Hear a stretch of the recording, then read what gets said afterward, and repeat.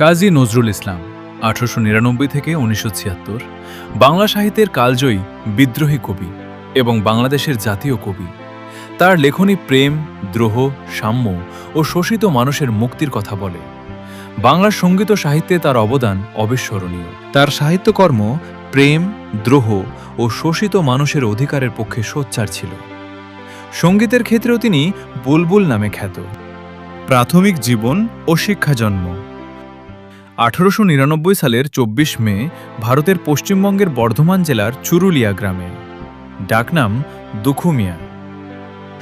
শৈশব বাল্যকালে পিতার অকাল মৃত্যুর কারণে মসজিদের মুয়াজ্জিন ও মাজারের সেবকের কাজ করতে হয়।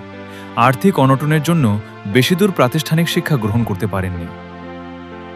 কর্মজীবন জীবিকার তাগিদে রুটির দোকানে কাজ। পরবর্তীতে ১৯১৭ সালে সেনাবাহিনীতে যোগ দেন এবং করাচিতে কিছুদিন কাটান।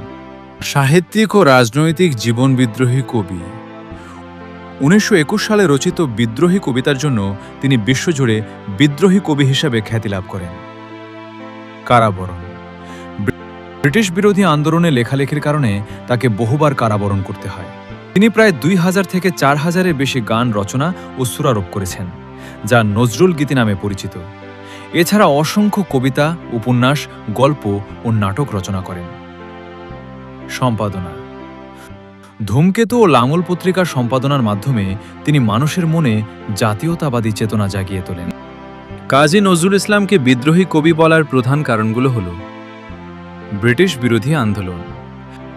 ব্রিটিশ রাজের শোষণের বিরুদ্ধে তিনি তার কবিতা, গান ও সাংবাদিকতার, যেমন ধূমকেতু পত্রিকা মাধ্যমে তীব্র প্রতিবাদ জানান, যার জন্য তাকে কারাবরণও করতে হয়েছিল।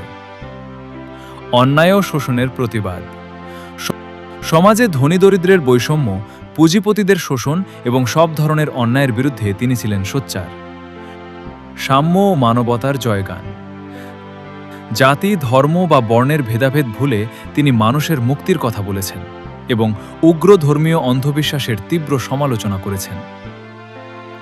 বিদ্রোহী কবিতার প্রভাব ১৯২২ সালে প্রকাশিত বিদ্রোহী কবিতায় তিনি নিজেকে সব শৃঙ্খলমুক্ত, উদ্দাম ও অপরাজেয় সত্তা হিসেবে তুলে ধরেন, যা পরাধীন জাতির মনে মুক্তির আগুন জ্বালিয়ে দেয়।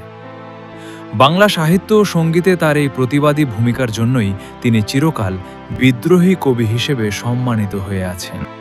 কবির অসুস্থতা ও প্রয়াগ সমাধি ১৯৫২ সালে কাজী নজরুল ইসলামকে রাঁচির একটি মানসিক হাসপাতালে পাঠানো হয় এবং তারপরে ভিয়েনায় চিকিৎসার জন্য স্থানান্তরিত করা হয়, যেখানে তাকে পিক্স নামক রোগ ধরা পড়ে।